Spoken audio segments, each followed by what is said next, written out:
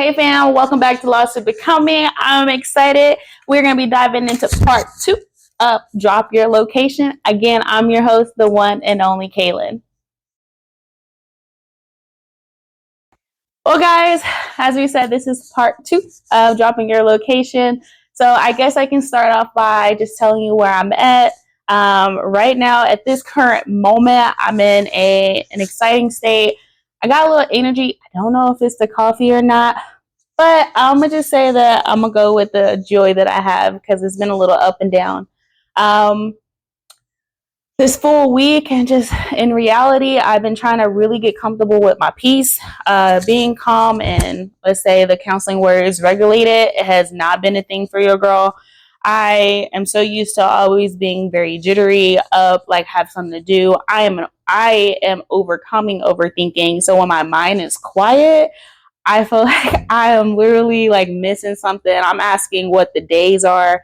So there's a lot that kind of goes into it. I hope I can kind of slow down today and really just give out the message that God is providing. I don't really have a script. I tried that. Didn't really work out too well. So we're just going to let God lead us. And as we're talking today, we really want to just talk about like after identifying that there are areas or where we are today, like I just want to be compassionate and say, are you going to let him in? Are you going to give him that? Are you going to give him that permission? Are you going to open the door? Are you going to uncover the things that we've been hiding and running from? And this doesn't mean, hey, we got to tackle this here and now. That is something that I'm learning. I had my counselor tell me, you have your whole life to walk through this stuff. You don't have to like finish it right now. And healing is a process. And it's something that it's a journey of becoming. So, and as you remember, you're not lost, you are becoming. I don't really have much today.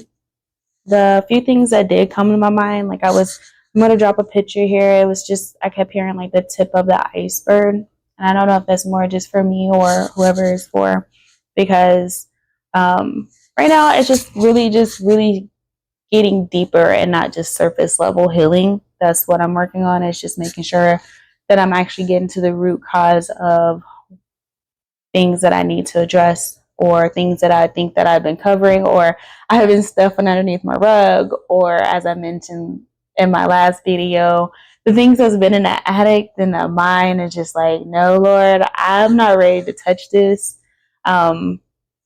So, again, grace. I know digging sometimes too. Like I had a thought the other day was like some things are like kind of like chain reactions where like you think that you're kind of healed with something and then something happened and it scratched the surface again.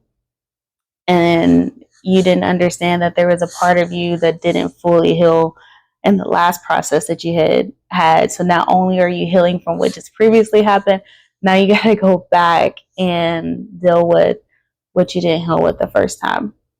And I think that's where the tip of the iceberg kind of comes into play in my life, at least, because although I'm digging, and sometimes digging can hurt. Sometimes, like I want to be a counselor, guys. If y'all haven't already known that, I don't know if I shared that or not. So I like the whole personal development and learning the why behind the things that we do. But there's times where I feel like I've digged so deep that I'm like, oh, God, this hurt. This hurt really bad. I don't even know what I touched, but I'm gonna just leave it right there. It's kind of like It's kind of like those people that dig. I don't know, y'all. I'm sorry. I don't know what the people call it. Like the people that like, or if you dig holes. I don't know if this. If you dig hole with a shovel and you're just digging and digging and you finally hit something and you're like, oh, what is that? Or you finally found something. And it's like, oh, I thought that I really healed from that. Or even thinking about like the roots of a plant. I seen a TikTok of a woman pulling up roots from her plants and how far around it went, around all the other ones that the plants looked healthy. But because this other plant had roots that was so deep that it attached itself to all the other healthy things, they had to go through it and pull it all up and kind of do a fresh start. And I think that's okay. It's not easy. I'm going to say that it's not easy at all, but it's definitely worth it. Yeah, it's definitely worth it. And I'm sorry to keep breathing because I'm really just in this process now. I'm still in self protection mode because I know that I've worked hard to get to my peace, um, like just to be here. And I love my best friend. She said, I'm the one person that makes peace uncomfortable or like fight peace. I don't remember word for word. She'll correct me later. It's all right. I love you though. But yeah, so I'm still trying to learn there, and just having like a quiet mind and really just being still and trusting, um, being honest. The I know like my relationship with God personally is like we was like that's real quick terms. Sorry guys. So like I call God the Father like Daddy. So if you hear me say that, or I call him God, they're all God. I call Jesus JC or Big Bro. I call I call the Holy Spirit my best friend, ultimate best friend. So if you hear me, start getting into a deep story and you hear those terms, that's who I'm talking about. That's my personal relationship. You don't gotta have a relationship like that, but mind your business.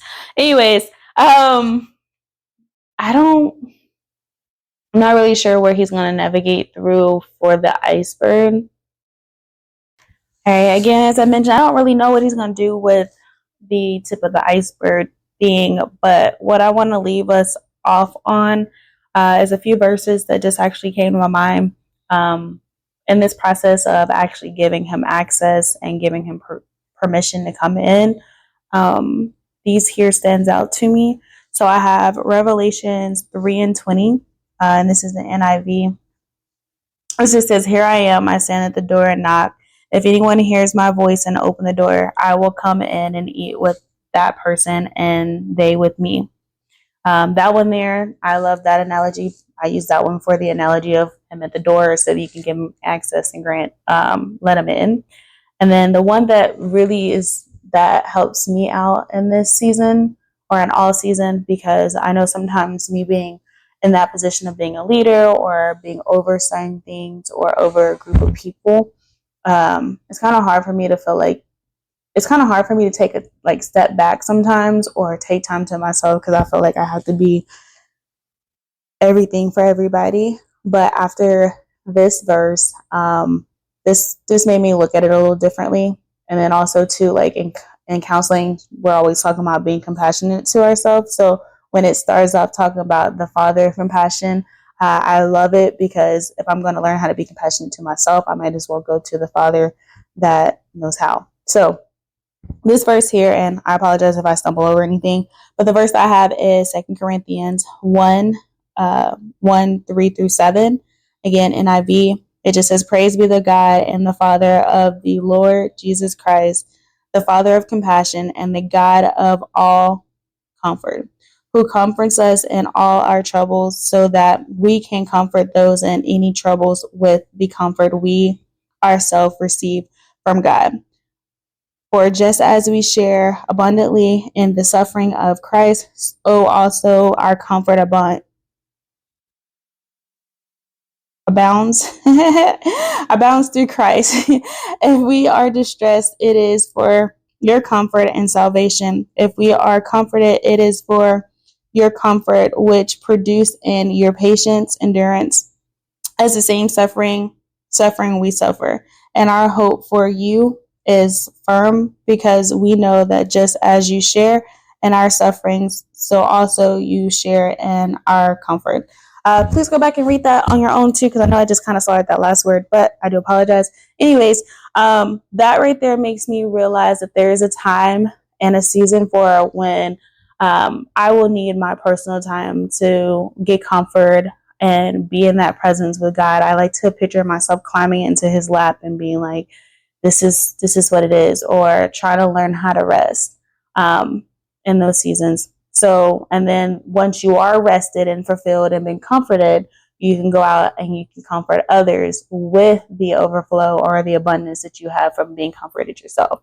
That's my understanding. Again, go check it out, read it again on your own, and I hope God give you your own interpretation of it. I also just told myself, I give myself permission in this time of learning how to do the podcast to just let it be, because I don't want to get on here acting like I have it all together. I really don't. Those verses just kind of came to my mind last minute.